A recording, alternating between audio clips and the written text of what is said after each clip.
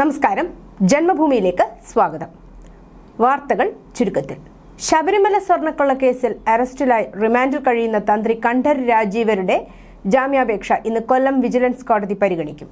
സ്വർണ്ണപ്പാളികൾ കൈമാറിയതിലെ ഗൂഢാലോചനയിൽ തന്ത്രിക്ക് നേരിട്ട് പങ്കുണ്ടെന്നാണ് പ്രത്യേക അന്വേഷണ സംഘത്തിന്റെ കണ്ടെത്തൽ. എന്നാൽ തന്ത്രിയെ കേസിൽ കുടുക്കിയതാണെന്നും അദ്ദേഹത്തിന് സ്വർണ്ണക്കൊള്ളയിൽ പങ്കില്ലെന്നുമാണ് പ്രതിഭാഗത്തിന്റെ വാദം. തന്ത്രിക്ക് ജാമ്യം നൽകുന്നതിനെ അന്വേഷണ സംഘം ശക്തമായി എതിർക്കുന്നു. പ്രതിക്ക് ജാമ്യം നൽകിയാൽ തന്റെ ആത്മീയ പരിവേഷവും ഉന്നത സ്വാധീനവും ഉപയോഗിച്ച് സാക്ഷികളെ ഭീഷണിപ്പെടുത്താനും തെളിവുകൾ നശിപ്പിക്കാനും ഇടയുണ്ടെന്ന് SIT പറയുന്നു. മുഖ്യമന്ത്രി പിണറായി വിജയന്റെ മകൾ വീണ വിജയൻ ഉൾപ്പെടെ മാസപ്പടി കേസുമായി ബന്ധപ്പെട്ട ഹർജികളിൽ ഡൽഹി ഹൈക്കോടതി ഇന്നു മുതൽ അന്തിമവാദം കേൾക്കും. ജസ്റ്റിസ് അനൂപ് ബംബാനിയുടെ ബെഞ്ചിന് മുമ്പാകെയാണ് ഹർജി ലിസ്റ്റ് ചെയ്തിരിക്കുന്നത്. കഴിഞ്ഞ ഒക്ടോബറിൽ കേസ് പരിഗണനയ്ക്ക് വന്നെങ്കിലും SFOയ്ക്കും കേന്ദ്ര സർക്കാരിനും വേണ്ടി അഭിഭാഷകർ കോടതിയിൽ ഹാജരായില്ല. തുടർന്ന് അന്ന് കേസ് പരിഗണിച്ച ജസ്റ്റിസ് നീനു ബെൻസാലിന്റെ ബെഞ്ച് വാദം കേൾക്കുന്നത് മാറ്റുകയായിരുന്നു. ലൈംഗികാതിക്രമ കേസുകൾ നേരിടുന്ന രാഹുൽ മാങ്കൂട്ടത്തിനെ MLA സ്ഥാനത്ത് നിന്ന് അയോഗ്യനാക്കുന്നതിനുള്ള നീക്കവുമായി LDF. നിയമോപദേശത്തിന്റെ അടിസ്ഥാനത്തിലാകും തീരുമാനം.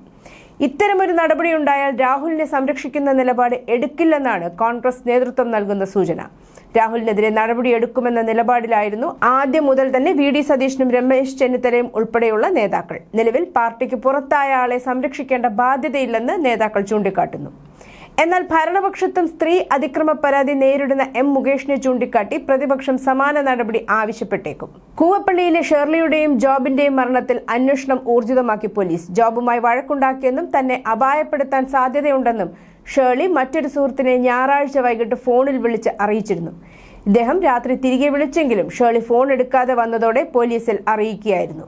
പോലീസ് എത്തിയപ്പോൾ വീടിന്റെ കിടപ്പുമുറിയിൽ നിലത്ത് ഷേർലിയെ രക്തം വാർന്ന മരിച്ച നിലയിലും ഹാളിൽ സ്റ്റെയർകേസ് കമ്പിയിൽ ജോബിനെ തൂങ്ങി മരിച്ച നിലയിലും കണ്ടെത്തി. 8 മാസമായി ജോബ് ഷേർലിയോടൊപ്പം ഈ വീട്ടിൽ ഉണ്ടായിരുന്നെന്നും ബന്ധുവാണെന്നാണ് അറിയിച്ചിരുന്നതെന്നും നാട്ടുകാർ പറയുന്നു. ജോബ് ഷേർലിയെ മൂർച്ചയുള്ള ആയുധം ഉപയോഗിച്ച് കഴുത്തിൽ കുത്തി പരിക്കേൽപ്പിച്ച് കൊലപ്പെടുത്തിയ ശേഷം ആത്മഹത്യ ചെയ്യുകയായിരുന്നു എന്നാണ് നിഗമനമെന്നും പോലീസ് അറിയിച്ചു. ഷേർലിയെ കൊലപ്പെടുത്തിയ ആയുധം കണ്ടെത്താനായിട്ടില്ല. ഗവൺമെന്റ് ലോ കോളേജ് ക്യാമ്പസിൽ SFI നിർമ്മിക്കുന്ന രക്തസാക്ഷി മണ്ഡപത്തെ ചൊല്ലി തർക്കം. കോളേജിന്റെ അനുമതിയില്ലാതെ SFI അനധികൃത നിർമ്മാണം നടത്തിയെന്നാരോപിച്ച് കോളേജ് അധികൃതരും രംഗത്തെത്തി. PFIക്കാർ ക്യാമ്പസിൽ കയറി വെട്ടിക്കൊന്ന SFIയിലെ സക്കീറിന്റെ രക്തസാക്ഷി മണ്ഡപമാണ് കോളേജ് ക്യാമ്പസിനുള്ളിൽ നിർമ്മിച്ചത്. കോളേജ് ക്യാമ്പസിനകത്ത് ഒരിടത്തും ഇതുവരെ രക്തസാക്ഷി മണ്ഡപം നിർമ്മിക്കാൻ അനുവാദം നൽകിയിട്ടില്ല.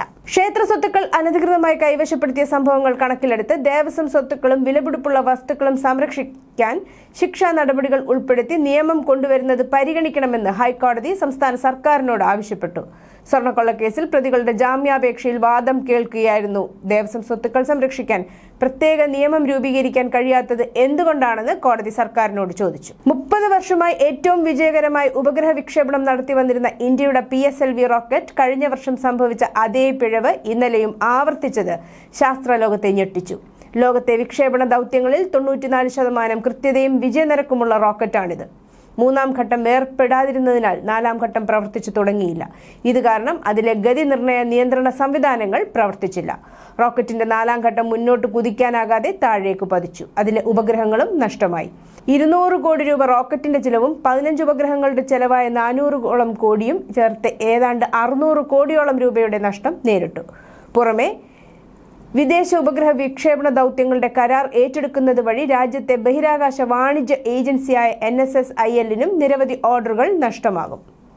64 വിക്ഷേപണങ്ങൾ നടത്തിയിട്ടുള്ള PSLV ഇന്നലത്തേത് ഉൾപ്പെടെ പരാജയപ്പെട്ടത് 4 തവണ മാത്രം. ചന്ദ്രയാൻ 1, മംഗൾയാൻ, ആദിത്യ L1, ആസ്ട്രോസാറ്റ് എന്നിവയുടെ ദൗത്യങ്ങളും 104 ഉപഗ്രഹങ്ങൾ ഒറ്റയടിക്ക് ബഹിരാകാശത്തെത്തിച്ച ലോക റെക്കോർഡ് സ്ഥാപിക്കുകയും ചെയ്ത റോക്കറ്റാണ് PSLV. ഇതുപോലൊരു പിഴവ് PSLVക്ക് സംഭവിക്കാൻ ഇടയില്ലാത്തതാണെന്നാണ് വിദഗ്ധർ പറയുന്നത്. എന്താണ് സംഭവിച്ചതെന്ന് വിശദമായ പരിശോധന നടത്തി വരികയാണ്. ഉഴവൂരിൽ സ്കൂട്ടറിൽ കരുതിയിരുന്ന തോക്കിൽ നിന്ന് അബദ്ധത്തിൽ വെടിയുയർന്ന് അഭിഭാഷകൻ മരിച്ചു. ഉഴവൂർ മേലരീക്കര പയസ് മൗണ്ട് സ്വദേശി ഓക്കാട്ട് ജോബിയാണ് മരിച്ചത്. 56 വയസ്സായിരുന്നു. തിങ്കളാഴ്ച രാത്രി 9 മണിയോടെ നീരുരുട്ടി ഭാഗത്തായിരുന്നു അപകടം. വേട്ടയ്ക്ക് പോകാറുള്ളയാളാണ് ജോബി. തോക്കുമായി സ്കൂട്ടറിൽ യാത്ര ചെയ്യുകയായിരുന്നു. നീരുരുട്ടിയിലെ ഇറക്കത്തിൽ വെച്ച് സ്കൂട്ടറിന്റെ നിയന്ത്രണം നഷ്ടപ്പെട്ടു മറിഞ്ഞു. ഈ സമയത്ത് സ്കൂട്ടറിൽ സൂക്ഷിച്ചിരുന്ന തോക്ക് അബദ്ധത്തിൽ പൊട്ടുകയും വെടിയുണ്ട ജോബിയുടെ തലയിൽ തറക്കുകയുമായിരുന്നുവെന്നാണ് വിവരം. ഇസ്രയേലിൽ മരിച്ച ബത്തേരി കോളിയാടി സ്വദേശി പെലക്കുത്ത് ജിനേഷിന്റെ ഭാര്യ രേഷ്മയുടെ ആത്മഹത്യയുമായി ബന്ധപ്പെട്ട് പണമിടപാടുകാരിൽ ഒരാളായ പഴുപ്പത്തൂർ സ്വദേശിയുടെ മൊഴിയെടുത്തു. നിലവിൽ ആത്മഹത്യക്കെടുത്തിട്ടുള്ള കേസിൽ രേഷ്മയുടെ അമ്മയുടെ പരാതി കൂടി ചേർത്താണ് അന്വേഷിക്കുക. ആത്മഹത്യയിൽ ബ്ലേഡ് മാഫിയയ്ക്ക് പങ്കുണ്ടെന്ന ആരോപണം ഉന്നയിച്ചാണ് അമ്മ പരാതി നൽകിയത്. കേസ് അന്വേഷിക്കുന്ന നൂൽപ്പുഴ SIയുടെ നേതൃത്വത്തിലാണ് പണമിടപാടുകാരിൽ ഒരാളുടെ മൊഴിയെടുത്തത്. ഇയാളുടെ സഹോദരനാണ് ജിനേഷിന് പണം നൽകിയതെന്നും അത് തിരിച്ചു കിട്ടാത്തതിനാൽ ബത്തേരി കോടതിയിൽ കേസ് കൊടുത്തിട്ടുള്ളത് അറിയാമെന്നാണ് ഇയാൾ മൊഴി നൽകിയിരിക്കുന്നത്. സഹോദരൻ സ്ഥലത്തില്ലെന്നും ഇയാൾ അറിയിച്ചിട്ടുണ്ട്. കേന്ദ്ര അവഗണനയെന്നാരോപിച്ച് നിയമസഭാ തെരഞ്ഞെടുപ്പ് തട്ടിപ്പിനായി മുഖ്യമന്ത്രിയുടെ നേതൃത്വത്തിൽ രക്തസാക്ഷി മണ്ഡപത്തിൽ നടത്തിയ സത്യാഗ്രഹ സമരം പൊളിഞ്ഞു. കേരള കോൺഗ്രസ് M നേതാവും മന്ത്രിയുമായ ജോസ് കെ മാണിയും RJD നേതാവ് MV ശ്രേയാംസ് കുമാറും സമരത്തിൽ പങ്കെടുത്തില്ല. എല്ലാ മന്ത്രിമാരും LDFലെ എല്ലാ കക്ഷി നേതാക്കളും പങ്കെടുക്കുമെന്നായിരുന്നു മുഖ്യമന്ത്രി അറിയിച്ചത്. പാർട്ടി പരിപാടികളും ഔദ്യോഗിക പരിപാടികളും മാറ്റിവെച്ച് മന്ത്രിമാർ പങ്കെടുക്കണമെന്നും മുഖ്യമന്ത്രി ആവശ്യപ്പെട്ടിരുന്നു. പുതിയ വാഹനത്തിന് വേണ്ടി 2255 എന്ന നമ്പർ 1,80,000 രൂപയ്ക്ക് ലേലത്തിൽ പിടിച്ച് നടൻ മോഹൻലാൽ. തന്റെ സിനിമാ ജീവിതത്തിലെ മറക്കാനാകാത്ത സിനിമയായ രാജാവിന്റെ മകൻ സിനിമയിലെ നായകന്റെ ഫോൺ നമ്പറായ 2255 എന്ന നമ്പറിനാണ് മോഹൻലാൽ ലക്ഷങ്ങൾ ചിലവാക്കിയത്. 31,99,500 രൂപ വിലയുള്ള ടൊയോട്ട ഇന്നോവ ഹൈക്രോസ് കാറിന് വേണ്ടിയാണ് KL07 DJ 2255 എന്ന നമ്പർ മോഹൻലാൽ ലേലത്തിൽ പിടിച്ചത്. രാത്രികാല ദീർഘദൂര യാത്രയ്ക്കുള്ള പുതിയ വന്ദേ ഭാരത് സ്ലീപ്പർ ട്രെയിനുകളുടെ ടിക്കറ്റ് നിരക്കുകൾ പ്രഖ്യാപിച്ചു. 400 കിലോമീറ്റർ വരെ കുറഞ്ഞ നിരക്ക്. തേർഡ് ACക്ക് 960 രൂപ, സെക്കൻഡ് ACക്ക് 1240, ഫസ്റ്റ് ACക്ക് 1520 രൂപ. GST നിരക്ക് കൂടാതെയാണിത്. തേർഡ് AC കിലോമീറ്ററിന് 2.4 രൂപ, സെക്കൻഡ് AC കിലോമീറ്ററിന് 3.1 രൂപ, ഫസ്റ്റ് AC കിലോമീറ്ററിന് 3.8 രൂപയുമായിരിക്കും. ഭാരതവും ജർമ്മനിയും തമ്മിലുള്ള സഹകരണം വിപുലമാക്കാനും ഭാരത യൂറോപ്യൻ യൂണിയൻ സ്വതന്ത്ര വ്യാപാര കരാർ ചർച്ച ഊർജിതമാക്കാനും പ്രധാനമന്ത്രി നരേന്ദ്രമോദിയും ജർമ്മൻ ചാൻസലർ ഫ്രെഡറിക് മെർസും തമ്മിലുള്ള ചർച്ചയിൽ തീരുമാനമായി. പ്രതിരോധം, ബഹിരാകാശം, ഖനനം, ആണവോർജം എന്നിവയടക്കം തന്ത്രപ്രധാന മേഖലകളിലേക്ക് സഹകരണം വ്യാപിപ്പിക്കും. ജർമ്മനി വഴി സഞ്ചരിക്കുന്ന ഭാരത പൗരന്മാർക്ക് വിസരഹിത യാത്ര അനുവദിക്കും. അഹമ്മദാബാദിൽ ജർമ്മനിയുടെ ഓണററി കൗൺസിൽ തുറക്കും.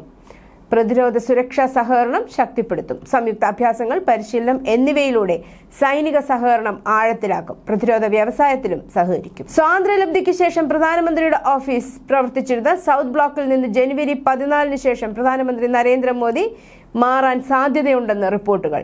മകരസംക്രാന്തിക്ക് ശേഷം ഈ നീക്കം നടക്കുമെന്ന് പ്രതീക്ഷിക്കുന്നു. 2025 സെപ്റ്റംബറിൽ ക്യാബിനറ്റ് സെക്രട്ടേറിയറ്റ് പുതിയ സമുച്ചയത്തിലേക്ക് മാറിയപ്പോൾ പ്രധാനമന്ത്രിയുടെ സ്ഥലം മാറ്റത്തിന് മുന്നോടിയായി ദേശീയ സുരക്ഷാ കൗൺസിൽ സെക്രട്ടേറിയറ്റും ദേശീയ സുരക്ഷാ ഉപദേഷ്ടാവ് അജിത് ഡോവലിന്റെ ഓഫീസും ഉടൻ തന്നെ മാറുമെന്ന് പ്രതീക്ഷിച്ചിരിക്കുന്നു.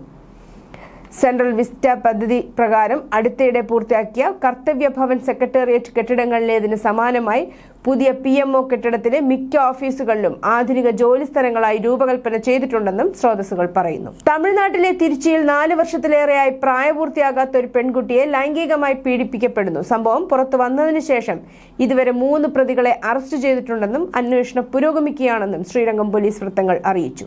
അതേസമയം തമിഴ്നാട്ടിലെ തിരുച്ചിറപ്പള്ളി ജയിലിൽ പ്രായപൂർത്തിയാകാത്ത പെൺകുട്ടിയെ ക്രൂരമായി ലൈംഗികമായി പീഡിപ്പിച്ചു എന്ന റിപ്പോർട്ടുകളെ തുടർന്ന് BJP MLA വനിതി ശ്രീനിവാസൻ ഭരണകക്ഷിയായ DMK സർക്കാരിനെതിരെ രൂക്ഷ വിമർശനവുമായി രംഗത്തെത്തി. എക്സിലെ ഒരു പോസ്റ്റിൽ DMK സർക്കാർ വർഷങ്ങളോളം പ്രതികളെ സംരക്ഷിക്കുകയാണെന്ന് BJP നേതാവ് ആരോപിച്ചു. വടക്കൻ അറ്റ്ലാന്റിക് സമുദ്രത്തിൽ US സൈന്യം പിടിച്ചെടുത്ത റഷ്യൻ പതാകയുള്ള എണ്ണ ടാങ്കറിലെ ജീവനക്കാരുടെ ഭാഗമായി പിടികൂടിയ ഇന്ത്യൻ പൗരന്മാരെ മോചിപ്പിച്ചു. തിങ്കളാഴ്ച ഉദ്യോഗസ്ഥർ അവരുടെ മോചനം സ്ഥിരീകരിച്ചതോടെ മൂവരുടെയും കുടുംബങ്ങൾക്ക് ആശ്വാസമായി.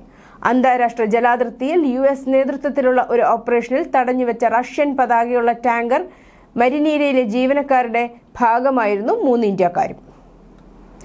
റഷ്യ ഉക്രൈൻ സംഘർഷത്തിൽ US നിർമ്മിത F-16 വിമാനം തകർത്തതായി റഷ്യയുടെ അവകാശവാദം. റഷ്യൻ മാധ്യമങ്ങളും സൈനിക കേന്ദ്രങ്ങളുമാണ് ഈ വിവരം പുറത്തുവിട്ടത്. റഷ്യ തങ്ങളുടെ വ്യോമ പ്രതിരോധ സംവിധാനമായ S-300 ഉപയോഗിച്ചാണ് ഉക്രൈൻ സൈന്യം ഉപയോഗിച്ചിരുന്ന US നിർമ്മിത F-16 വിമാനം തകർത്തത്.